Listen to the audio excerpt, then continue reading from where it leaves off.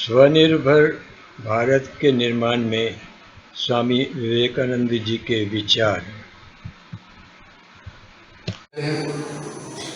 दारा सिंह मरांडी से निवेदन करेंगे कि बच्चियों के लिए बच्चियों के माध्यम से एक स्वागत गीत स्वामी जी के श्री चरणों में हम लोग प्रस्तुत करें।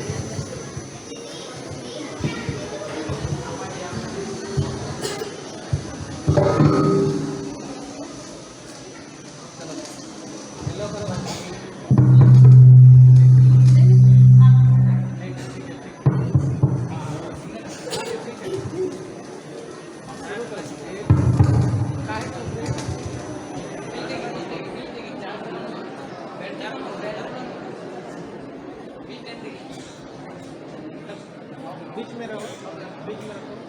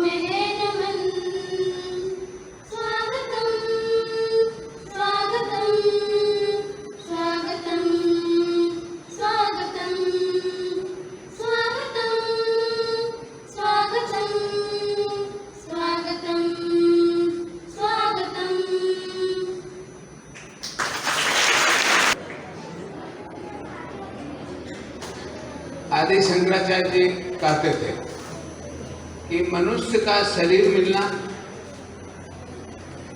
और सत्य को जानने की इच्छा पैदा होना और किसी संत का सानिध्य दुर्लभ संयोग होता है, और जब ऐसा होता है तो भगवान की कृपा समझनी चाहिए।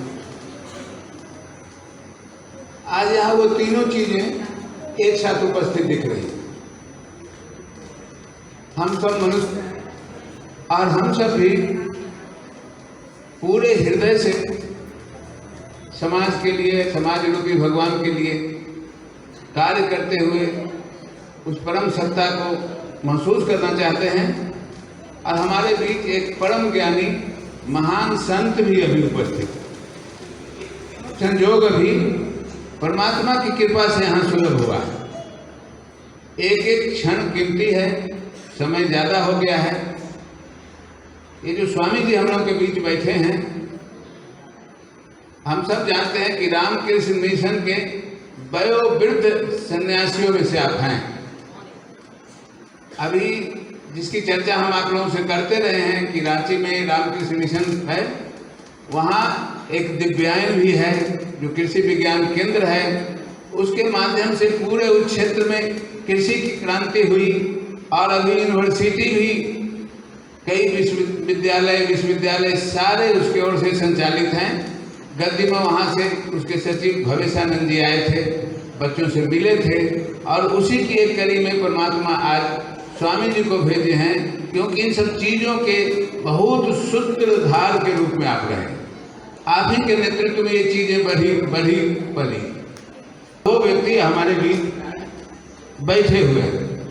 स्वामी जी नबार्ड जो है, जो पूरा रिजर्व बैंक का जो है नबार्ड, उसके भी सलाहकार मंडल में हैं और पूरे देश के और बड़ी बड़ी संस्थाओं के सलाहकार और मार्गदर्शक मंडल में भी स्वामी जी हैं। स्वामी जी ने रामकृष्ण मिशन से छुट्टी लेकर के बिल्कुल एकांत में चले गए और एकांत लाभ के लिए उन्होंने छुट्टी ले ली थी कि अब कर्मयोग के माध्यम से नहीं, बल्कि अब हम जो है एकदम सीधा सीधी संवाद की स्थिति में जाना चाहते हैं। तो उसमें वो चले भी गए थे, लेकिन फिर मन में ये प्रेरणा हुई इनके कि नहीं, स्वामी विवेकानंद कहते थे कि ये तो ब्रह्मांड ही शिव का स्वरूप है और उसकी पूजा के माध्यम से ही कुछ हो सकती है। जब वो प्रेरणा आई तो ये समझ के आधार पर कि वो नहीं, शिक्षा ही मात्र है और एकदम बिल्कुल शिक्षा का वर्तमान स्वरूप जो हम सब भी महसूस करते हैं कि एकदम बिल्कुल नौकरी प्राप्त करने का एक मशीन बना करके न नौकरी मिलता है, कुछ मिलता है, एक त्रिशंकु की तरह से लटकता हुआ पूरा समाज में लाखों करोड़ों दिख रहे हैं, जिनकी न कोई दिशा, न कोई दर्शन है, न जीवन में कोई आगे का कोई रास्ता दिखता है। एक दो लोग कहीं चले गए तो चले गए, जो उदाहरण बनता है, बाकी लोग कहाँ चला जाएगा कोई। तो स्वामी जी ने वहाँ तो युवकों के लिए बहुत कुछ किया, लेकिन फिर इनको अनुभव हुआ कि अब हम छोटे बच्चों से ही शुरू करेंगे। तो छोटे बच्चों से 8वीं क्लास तक का एक 70 बच्चे मात्र ले करके इन्होंने एक गांव में, सुदूर गांव में, जो चास के चंदन क्यारी से उधर जाते, रोड में चास में जाते हैं, एक सुदूर गांव में, जहाँ की अभी बड़े बड़े लोग जाने लगे हैं और वहाँ क्या इनके माध्यम से हो रहा है और कैसे कौशल विकास का काम वहाँ से हो रहा है, एक तो ये संवाद करने के लिए, और हम लोग अपने विद्यालय में उन चीज़ों को कैसे लागू करें। अब जब इनसे बात हुई थी चीफ सेक्रेटरी की, तो उसमें एजुकेशन सेक्रेटरी वगैरह सारे लोग थे झारखंड सरकार के। तो ये वो दिव्य लोग हैं जो दिखने में तो शरीर में लगते हैं, लेकिन इनकी साधना और इनकी चेतना के माध्यम से वो परम अवस्था में प्राप्त किए हुए हैं। इनकी लिखी हुई किताबें एमए तक पढ़ाई जाती हैं, अनेकों पुस्तकों की रचना की है, अनेकों शोध हैं, बंगाल में भी इनका काम हुआ है और इन्हीं के माध्यम से जो है जूट उद्योग में जो है लघु जो है जूट का जो चीज़ें शुरू हुई हैं, वर्षों पहले इन्हीं के माध्यम से कई रिसर्च भी हुए हैं। तो कहने की वो बहुत सारी बातें हैं। इसलिए चूँकि हमारे पास समय है, इसलिए बहुत आग्रह के बाद, विगत कई महीनों के प्रयास के बाद अभी ये सानिध्य स्वामी जी का हम लोगों के बीच में हैं वो, और सानिध्य सुलभ हुआ है जो सीधे सीधे परमात्मा की कृपा ही है। और अभी से अभी दिल्ली पब्लिक स्कूल के शुक्ला जी, रंजीत जी और कई लोग अभी आ रहे हैं, और प्रधानाध्यापिका भी जो पिछले दिनों आपसे आए थे, अभी DAV पब्लिक स्कूल के प्राचार्य महोदय भी आएंगे। तो जरूर यहाँ हम छोटे छोटे लोग जो कार्य कर रहे हैं तरह से, उसका एक दिखता हुआ परिणाम हमारे सामने में आ रहा है। बहुत बड़ा परिणाम आज के बाद से यहाँ आने वाला है, उसके लिए हम तैयार हो जाए, क्योंकि जैसा कि हम कहते थे कि एक समय आएगा तो सरकारों को हमारे पास आना होगा, हमें सरकार के पास जाने की जरूरत नहीं है। और हमें लगता है कि वो समय बहुत करीब आ गया, जबकि एक रिसर्च सेंटर के रूप में ये भी स्वामी जी के मार्गदर्शन और सानिध्य में आज से उसका एक चैप्टर आरंभ होगा। स्वामी के नेतृत्व और मार्गदर्शन में हम लोग कैसे आगे बढ़ेंगे और अपने छोटे बच्चों से 8वीं क्लास के बच्चों के लिए कौशल विकास की क्या क्या परियोजनाएं हम शुरू कर सकते हैं, क्या उसका व्यवहारिक स्वरूप होगा, इन बातों के बारे में हम लोगों को अभी मार्गदर्शन प्राप्त करना है। फिर यहीं रहेंगे, विवेकानंद कुटीर में ये रहेंगे। हम लोग को जितने भी जानना हो, जो भी पूछना हो, हम लोगों के बीच में 4 से 5 बजे तक शाश्वत वाटिका में रहेंगे, क्योंकि एक दूसरा सपना भी यहाँ से है कि कैसे कृषि की एक क्रांति हो, कैसे बंजर जमीनों को आबाद किया जाए, किस प्रकार से किसानों को और किसानों को ज़्यादा से ज़्यादा मात्रा में उनको स्वरोजगार से जोड़ा जाए, ये भी एक सपना है। इस सपने का भी शुभारंभ आज से हो रहा है और इसलिए प्रदीप पांडे जी भी आए हैं, जिनके नेतृत्व में हम लोगों ने संकटी में ड्रिप इरिगेशन का कार्य भी छोटा सा शुरू किया है। तो ये सारे लोग आज यहाँ उपस्थित हैं। स्वामी जी, यही हम लोग का एक परिवार है, छोटा सा परिवार है। यहाँ जो शिक्षक हैं उनको हम लोग विद्यादानी ही कहते हैं और हम लोग मिलजुल करके एक परिवार के ही रूप में रहते हैं। और ये एक तरीका से अनौपचारिक ही है, बहुत ज़्यादा औपचारिकता या तीन टाइम में हम लोग यकीन नहीं रखते हैं, बल्कि सीधा सीधी एक हृदय से संवाद हो।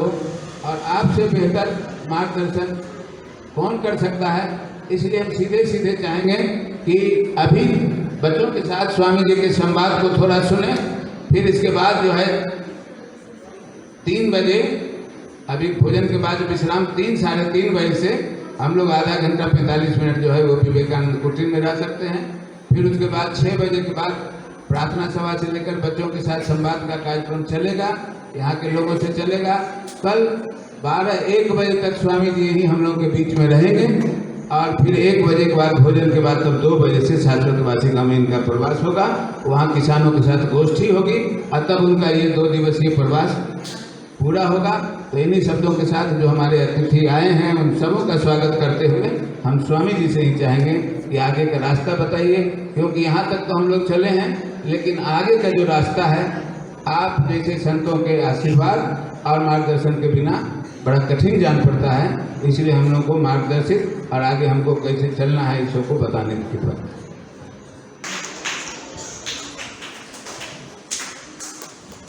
ओम नमः श्री अतिराजाय विवेकानंद सूरये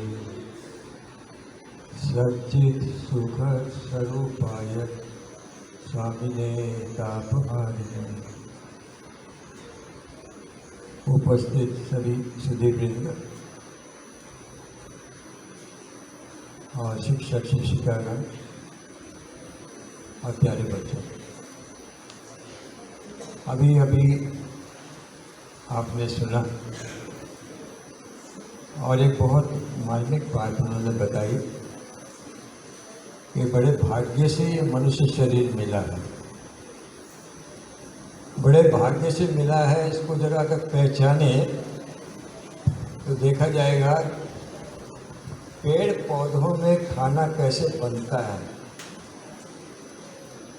जो बच्चे पढ़ रहे होंगे साइंस, उसमें दिया हुआ है, टेक्स्ट बुक में मैंने देखा है उसको। पत्ता होता है, पत्ते में सारा खाना बनता है। कौन बनाता है? पौधा ही बनाता है। पौधा बनाता है, लेकिन किसकी मदद से? सूर्य की किरण है, पानी है, नीचे से जाता है मिनरल के साथ और वहाँ पर कार्बन डाइऑक्साइड मिल जाती है और क्लोरोफिल है, उसकी उपस्थिति में बनाता है, लेकिन अपने आप बनाता है।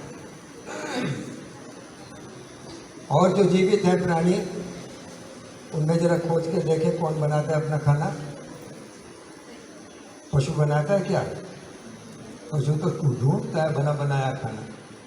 पक्षी ढूंढता है पका पकाया खाना। मच्छर, कीट पतंग सब भी कोई अपना खाना नहीं बनाता। बनाता है तो या तो वो पौधे बनाते हैं या मनुष्य बनाता है। मनुष्य बनाता है अपना खाना। आज परिस्थिति हुई है कि हमने अपना खाना बनाना छोड़ दिया। हमको क्या चाहिए? अभी छोटे से बच्चे से भी पूछता हूँ, भाई पढ़ लिख के क्या करोगे? एक ही बात बोलता है, नौकरी। नौकरी क्या होती है? नौकरी नहीं जानता।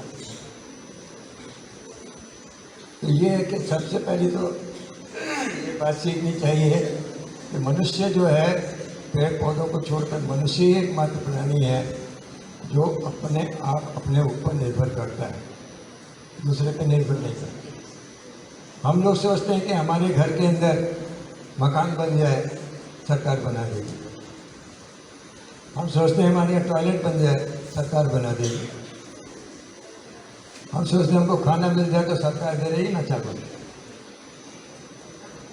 दे दे करके हमको भिखारी बना दिया और हम भी भीख मांगे बन गए। अब नौकरी की भीख में मांगते हैं, भागते हैं, कहीं से जुगाड़ करके थोड़ी रिश्वत भी दे देते हैं। फिर भी कितने % को नौकरी मिली है पता नहीं। अभी मैं देख रहा था कि एक पेपर में निकला 25,000 से अधिक जो कमा रहे हैं भारत की 10% संख्या है मात्र, और उसमें भी 60% से ऊपर है जिनको नौकरी नहीं मिल रही। हमारे इकोनॉमिस्ट बैठे हुए हैं भारत में, किसी ने सोचा नहीं कि डिमांड और सप्लाई दोनों का रेशो होना चाहिए। डिमांड कहाँ है? नौकरी की डिमांड, नौकरी की डिमांड नहीं है, और इधर नौकरियों की फैक्ट्री खुली हुई है। बड़े बड़े स्कूलों के अंदर नौकर बनना सिखा रहे हैं, लेकिन स्वरोजगार की तरफ, स्वनिर्भर होने की तरफ, स्वाभिमान को जागृत करने की तरफ कहीं शिक्षा नहीं मिल रही। इसलिए आवश्यकता है, जब मनुष्य जीवन मिला है जो बहुत दुर्लभ है, ये पैसे से नहीं खरीदा जा सकता। वो सोचे कि बहुत बड़ी तपस्या कर लेंगे उससे मिलेगा। अगर कोई ये सोचता है कि हम बहुत भले काम कर लेंगे उससे मिलेगा, ऐसा नहीं होता। मुझे इसका अनुभव तब हुआ जब मैं जा रहा था केदारनाथ की यात्रा पर। 35 बसें एक साथ जाती हैं, पहाड़ है वहाँ पर, नियम है, सारी बसें एक साथ जाएंगी, और उसमें एक एक में भी 30-35 लोग भरे हुए हैं, मैंने 1000 से ऊपर है। कहाँ ठहरेंगे रात को? गए हम वहाँ, कम से कम 400-500 तो लोग खड़े हुए थे, बाकी तो कोई इधर की दुकान में उसे दुकान में घुस गया, उनको मालूम होगा। गेस्ट हाउस में सिर्फ 40 सीटें हैं और 500 लोग खड़े हुए हैं। हमने सोचा हमारा तो नंबर ही नहीं आएगा तो क्या कर लेंगे। केयर टेकर निकला बेचारा, वो भी अनपढ़ है शायद, ज़्यादा नहीं पढ़ा हुआ था। वो ऐसे देख रहा है, हमको भी नहीं पहचानता, किसी को नहीं पहचानता, बोलता आप आइए, आप आइए, आप आइए। उसने चुन लिया, ये उसकी कृपा। ऐसे ही भगवान के पास हम जाते हैं, कितने कर्मों को लेके जाते हैं। कौन सी यूनि मिलेगी? 84 लाख यूनि बोलते हैं हमारे यहाँ। उसके अंदर कुत्ता भी है, बिल्ली भी है, सूअर भी है, कोई पतंग भी है, सब कुछ है, पत्थर भी है। लेकिन वहाँ पर कोई उसी की तरीके से भगवान ने देखा किसी पर कृपा हुई, इसको दिया है। इसलिए बोलते हैं बड़े भाग्य मानुष तन पावा, सुर दुर्लभ सब ग्रंथ गावा। ये देवताओं को भी नहीं मिलता, ये दुर्लभ शरीर हमको मिला है। ऐसे में तो ये स्वाभिमान लाना है कि हमारे भाग्य बहुत बड़े हैं, देवताओं से भी बड़े हैं। देवताओं को भी नहीं मिलता है ये मनुष्य शरीर, हमको मिला है। अब ऐसा जब मिला है तो उसके अपने को पहचानना है। उसकी विद्या हमारे छात्र छात्राओं में आएगी तो उसके अंदर महान शक्ति भी पैदा होगी, आत्मविश्वास पैदा होगा, और वो इतना विश्वास हो जाएगा जैसे स्वामी विवेकानंद बोलते थे, मैं सितारों को तोड़ कर ला सकता हूँ, पहाड़ों को चूर चूर कर सकता हूँ, और समुद्र में उसकी शाही बना करके पृथ्वी पर लिख सकता हूँ। जानते हो मैं कौन हूँ? श्री रामकृष्ण की संतान है, अर्थात हम भगवान की संतान है, या कहें कि हम जो परमात्मा है वो आत्मा हमारे अंदर भी है। उसको पहचाने, हमारे अंदर कितनी शक्ति है, जागृत करने की आवश्यकता है, बस इतना है। शिक्षा उसी प्रकार से है जैसे एक बीजा को जब बोते हैं तो पानी देते हैं, हम खाद देते हैं और जो कुछ भी देना है दे करके उसको बड़ा करना का चाहते हैं, मदद करते हैं हम। पहले हल चला देंगे, फिर तैयार कर देंगे ज़मीन को, फिर इसमें बीजा को डालेंगे। लेकिन पौधा बनता कौन है? पानी देने वाला नहीं, खाद देने वाला नहीं, ये तो सिर्फ मदद करते हैं। लेकिन बीजा खुद उगता है, उसके अंदर वो शक्ति है। जब वो पड़ा हुआ है कहीं अलमारी के अंदर तो नहीं उगेगा, उसे पानी मिल जाएगा तो भी नहीं उगेगा, उसको हवा मिल जाए तो भी नहीं उगेगा, सूरज की रोशनी मिल जाए तो भी नहीं उगेगा। अगर अकेली हो, सब मिल करके उसके पास कौन पहुंचाता है? किसान पहुंचाता है, लेकिन उगता बीजा है। ऐसे ही हमारे जो स्कूलों की बिल्डिंग है, अच्छे अच्छे शिक्षक हैं, शिक्षिकाएं हैं, अच्छी अच्छी आपकी टेक्स्ट बुक हैं, ये सारी चीज़ें होते हुए भी जब तक तुम्हारे बीजा नहीं तैयार होता तब तक कोई शिक्षा तुम्हारे को प्राप्त नहीं होगी। वो बीजा, उसके अंदर सब कुछ है, सारी शक्तियां हैं, पहचानता नहीं हो तो नहीं उग सकता। ये सोच लेना है, ये सारी मदद है हमको। उसी का कारण होता है कोई फेल हो जाता है, कोई फर्स्ट आता है, कोई 15 नंबर पे आता है, कोई नहीं आ पाता, उसी के कारण से हो रहा है। इसलिए अपने मन को एकाग्र करना बहुत जरूरी है। हम देखते हैं, बहुत स्कूलों में रहा हूँ और अभी भी घूमता रहता हूँ, वहाँ एक जगह पर CCTV लगी हुई थी, प्रिंसिपल के रूम में बैठा हुआ था, वो अपने व्यस्त थे।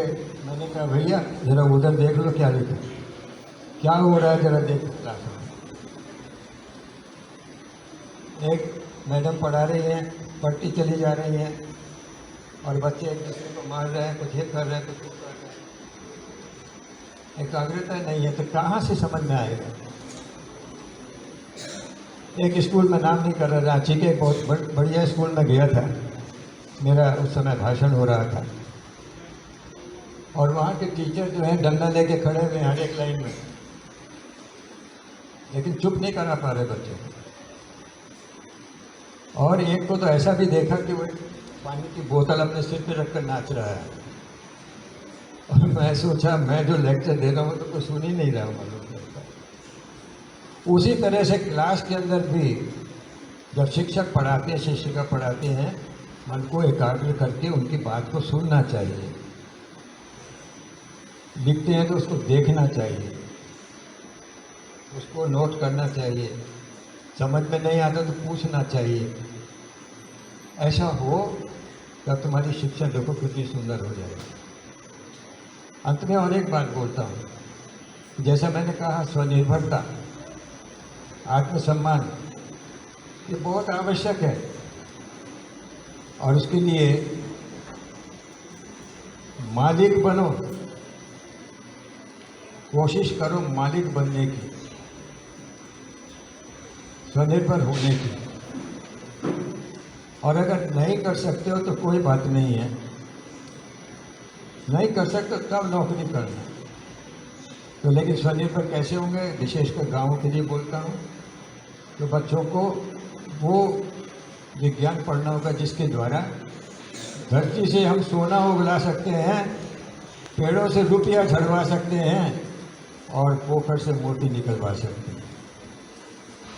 अगर हमारे इस प्रकार से रुपया झड़ने लगे, सोना उगलने लगे और मोती निकलने लगे तो क्या हम गरीब रहेंगे? हमको उस जगह पहुंचना है। हाँ, कोई ये कहेगा कि हम तो शहर के आदमी हैं, हमको तो IAS बनना है। IAS जरूर बनना है, IAS करो, वो बटुआ पकड़ रहा है ना अभी बंगाल बिहार में, IAS बनना है, उसको करेक्ट कर दिया, जर्नलिस्ट को बोले IAS मत बोलिए, IAS बनना है, मतलब समझ रहा है। तो बनना है तो ठीक है, लेकिन मुझे ये बताए IAS बन करके अगर तुम एग्रीकल्चर नहीं जानते तो क्या उस जिला का कोई विकास कर सकते हो, उस गांव का विकास कर सकते हो? वो तभी होगा जब तुम्हारा ज्ञान होगा। तो IAS बनो, चाहे बैंक ऑफिसर बनो, चाहे मंत्री जी बनो, ये ज्ञान बहुत ज़रूरी होता है। इसलिए हमारे को जब ये सुयोग मिला है कि हम अपने पाठ्यक्रम में कोई ऐसी चीज़ सीखें जिसको कौशल होता है, कौशल विकास का एक प्रयोजन हुआ है, तो उसमें हम कम से कम अपने खेतों को हम करें। गाते तो हमें मेरे देश की धरती, बोलो बोलो, मेरे देश की धरती, अब मुँह से तो बोल दिया लेकिन होता तो नहीं। इसको अमल में लेकर के आना है, करके दिखाना है। ये यहाँ से जो इतनी चेतना दे रहे हैं, प्रेरणा दे रहे हैं, ये एनर्जी तुम्हारे अंदर बबलिंग होनी चाहिए। करके रहेंगे, करके दिखाएंगे। कैसे होगा? पहले बनो और फिर बनाओ। हमने बंगाल में शुरू किया था, ये विद्या दे रहे थे युवकों को। युवक लोग गांव में जाकर के दूसरों को सिखाते और अपने भी पाँव पे खड़े होते।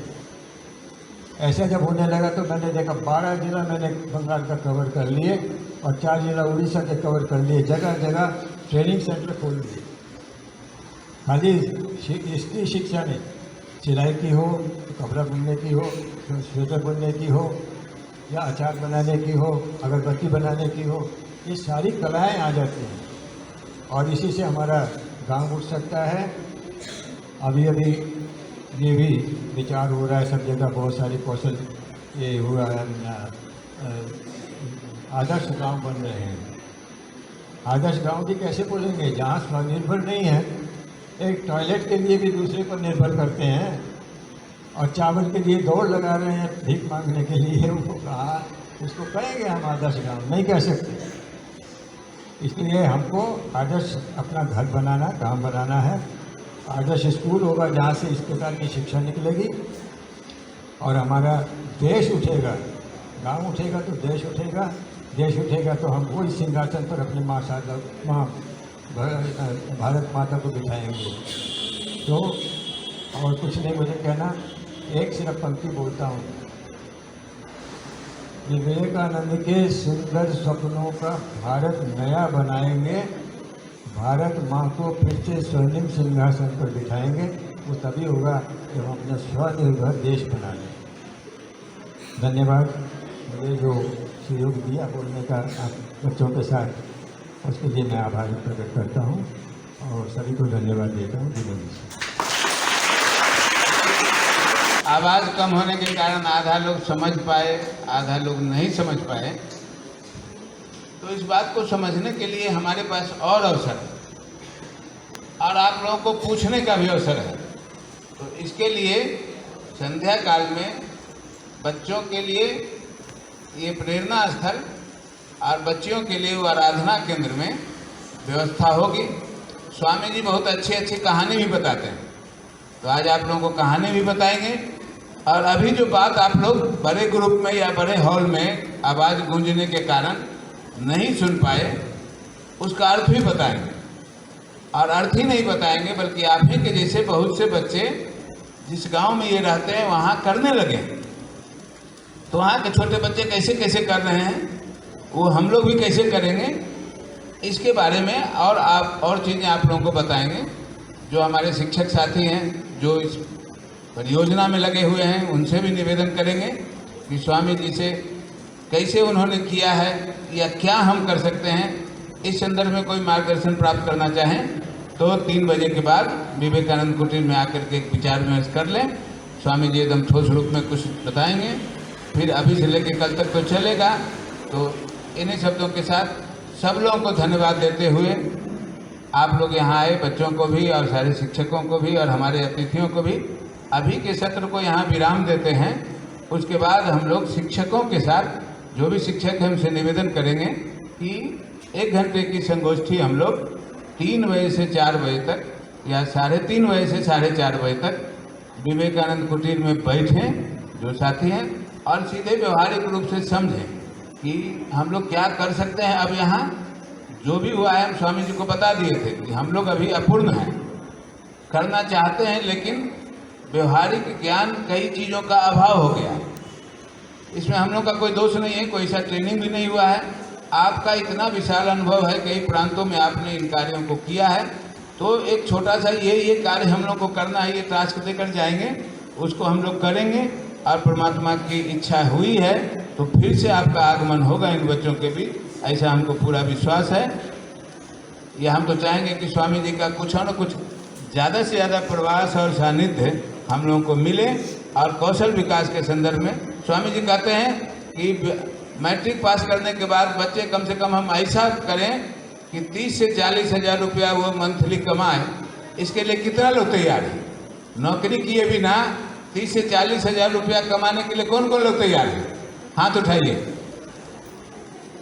जो नौकरी नहीं करेंगे लेकिन वो ऐसा सोचेंगे कि 30 से 40 हज़ार रुपया हमको कमा लेना है, ये लोग झूठ मूठ का हाथ कौन उठाया वो बंद करेगा। जो झूठा हाथ उठाया है स्वामी जी सब जानते हैं, वो अभी गिरा ले सकते हैं। इतना लोग हाथ उठा दिया तो शाम को फिर पूछेंगे स्वामी जी कि हाथ जो लोग उठाए हैं तो आपको क्या करना है? हाथ उठाए रखना है, ठीक ना?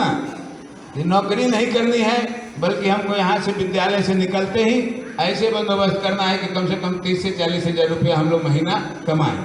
इसलिए आप लोगों ने हाथ उठाया है। ये बात फिर शाम को स्वामी जी बताएंगे या हम लोगों को बताएंगे, ठीक है। अब अभी की सभा को हम लोग यहाँ समाप्त करते हैं। धन्यवाद।